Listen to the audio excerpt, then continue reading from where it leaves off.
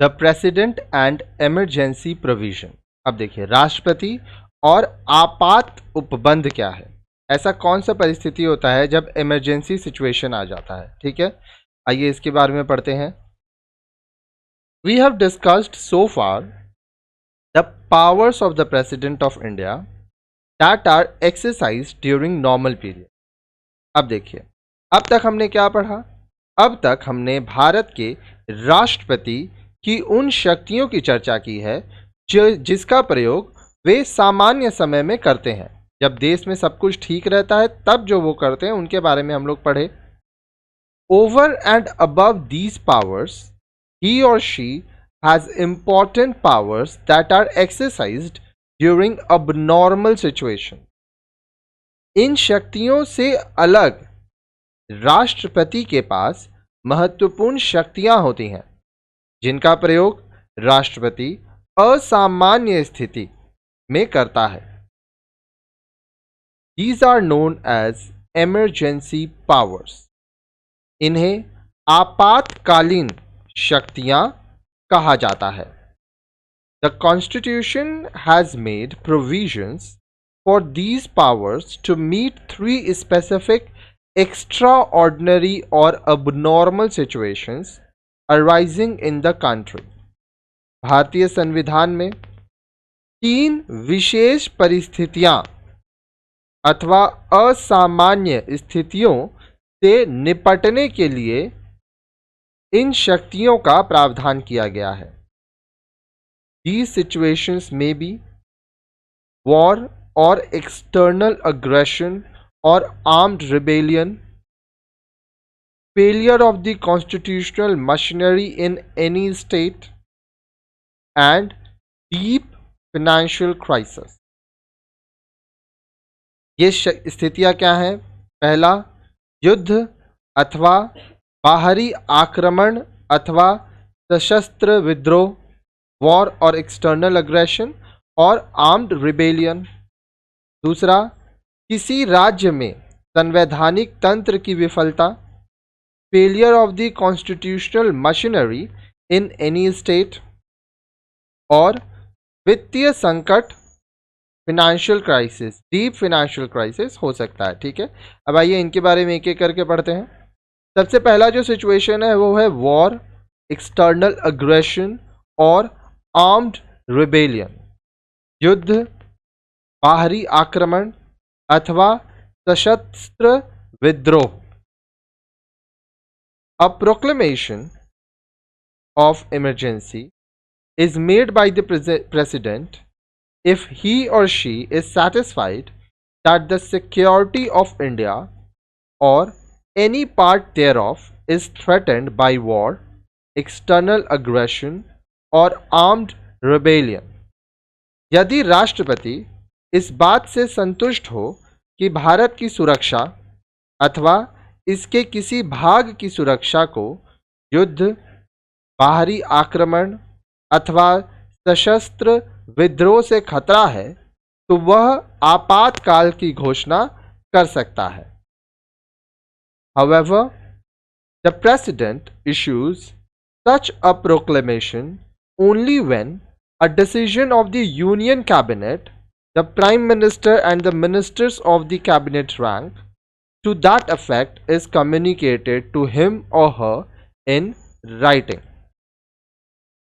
हालांकि राष्ट्रपति इस प्रकार की घोषणा केवल तब करता है जब उसे मंत्रिमंडल का निर्णय, प्रधानमंत्री तथा कैबिनेट मंत्रियों का निर्णय लिखित में भेजा जाता है। Every proclamation is to be laid before two houses of parliament and if it is not approved within 1 month, it automatically ceases to operate.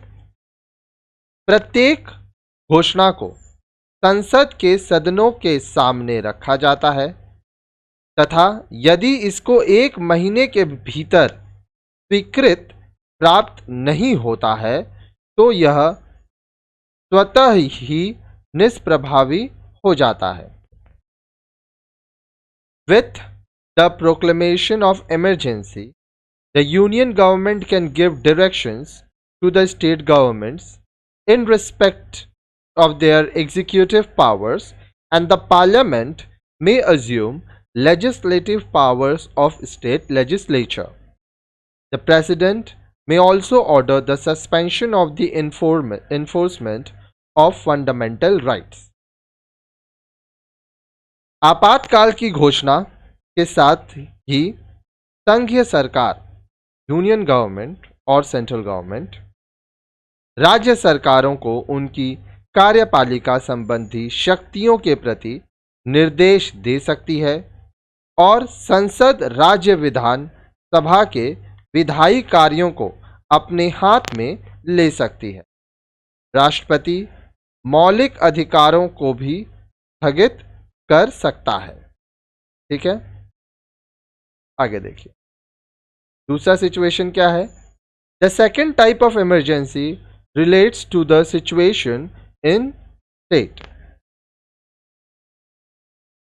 दूसरे प्रकार का आपातकाल राज्य की स्थिति से संबंधित है।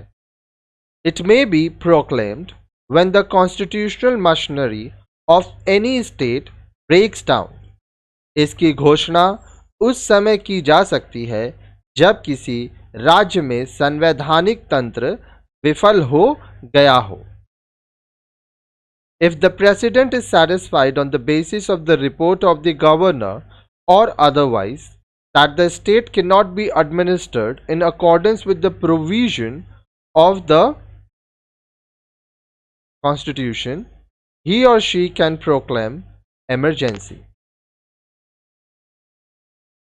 यदि राष्ट्रपति राज्यपाल की रिपोर्ट के आधार पर संतुष्ट हो अथवा संतुष्ट हो कि राज्य का प्रशासन संविधान के प्रावधानों के आधार पर नहीं चलाया जा सकता, तो वह आपातकाल की घोषणा कर सकता है। This is known as president's rule. इसको राष्ट्रपति शासन कहा जाता है। Such a proclamation must be approved by both the houses of parliament within 2 months. ऐसी घोषणा को 2 महीने के अंदर संसद के दोनों सदनों की अनुमति प्राप्त होनी चाहिए।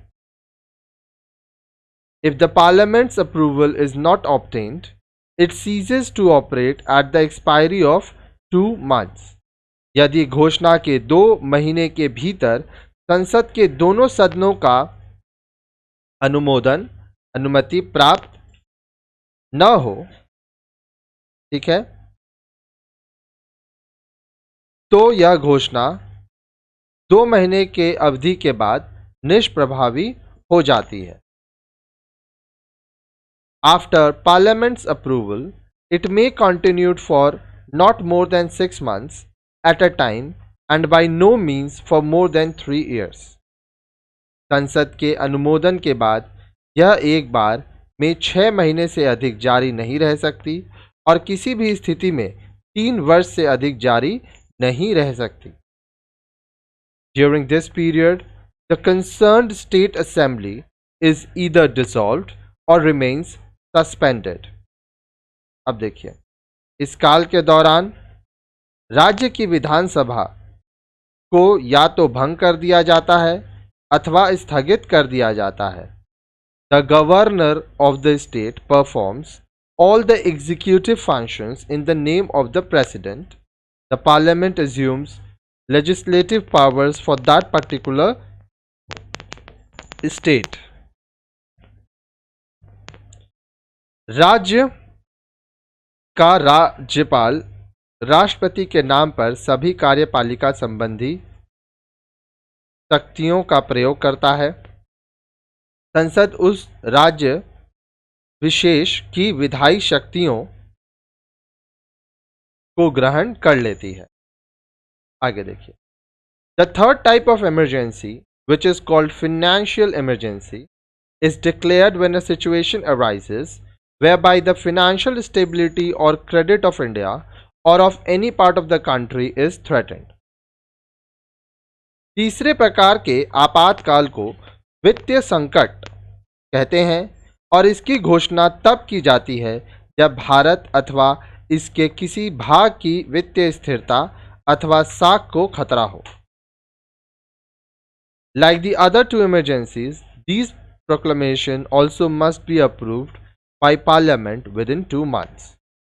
अन्य दो आपातकालीन स्थितियों की तरह इस घोषणा को भी 2 महीने के भीतर संसद की स्वीकृति मिलना अनिवार्य है। Once it is approved by the Parliament, it may continue indefinitely until it is revoked.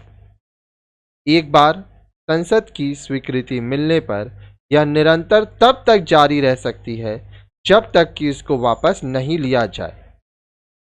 In this situation, the President can reduce the salaries of all the government officials, including the judges of the Supreme Court and the High Courts. The financial emergency has not been proclaimed in India so far.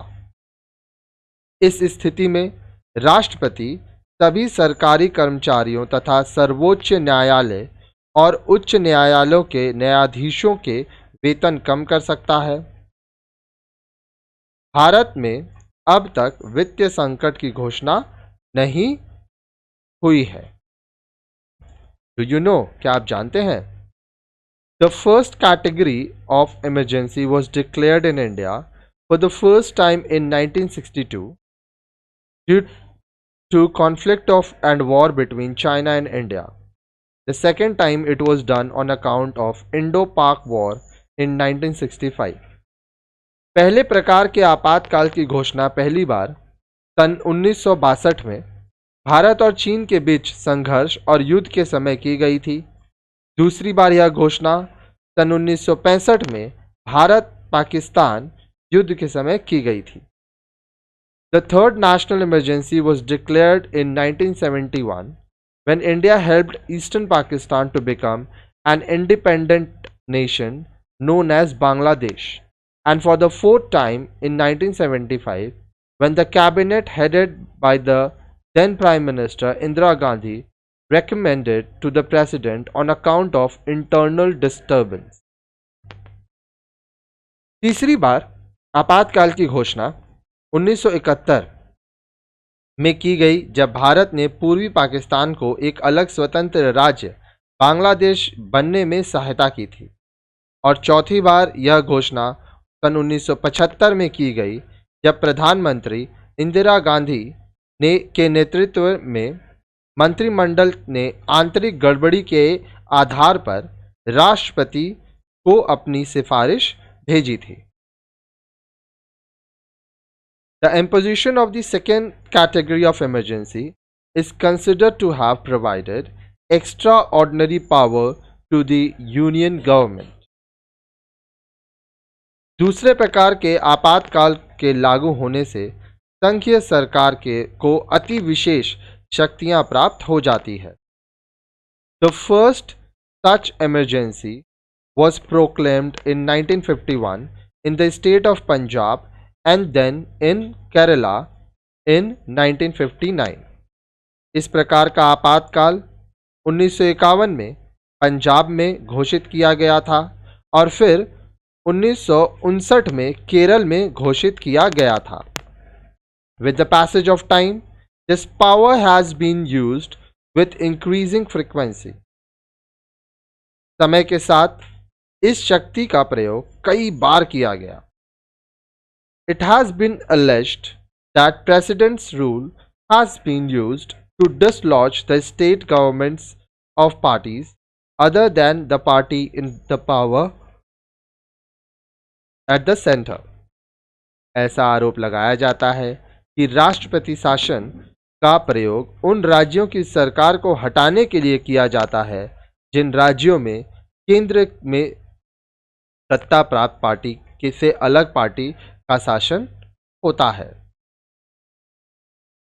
Article 356 deals with this type of emergency, which includes the imposition of President's rule over a state of India. इस प्रकार का आपातकाल अनुच्छेद 356 के अंतर्गत आता है, जिसमें भारत के किसी राज्य में राष्ट्रपति शासन लागू करना सम्मिलित है। When a state is under president's rule, the elected state government is suspended and administration is conducted directly by the governor of the state. जब किसी राज्य में राष्ट्रपति शासन होता है तो निर्वाचित सरकार को स्थगित कर दिया जाता है तथा राज्य का प्रशासन सीधा राज्यपाल गवर्नर द्वारा चलाया जाता है. Article 356 is controversial because some people consider it undemocratic as it provides too much power to the center over the state government. अनुच्छेद 356 विवादास्पद है क्योंकि कुछ लोग इसको अलोकतांत्रिक मानते हैं क्योंकि इसमें केंद्रीय सरकार को राज्य सरकारों पर अत्यधिक शक्तियां प्राप्त हैं. After the landmark case of SR Bommai versus Union of India 1994, the misuse of Article 356 was curtailed by the Supreme Court, which established strict guidelines for imposing president's rule. 1994 में SR Bommai बनाम भारत संघ के मामले के बाद सर्वोच्च न्यायालय ने अनुच्छेद 356 के दुरुपयोग को कम कर दिया है क्योंकि अब राष्ट्रपति शासन लागू करने के लिए सख्त दिशा निर्देश स्थापित कर दिए गए हैं.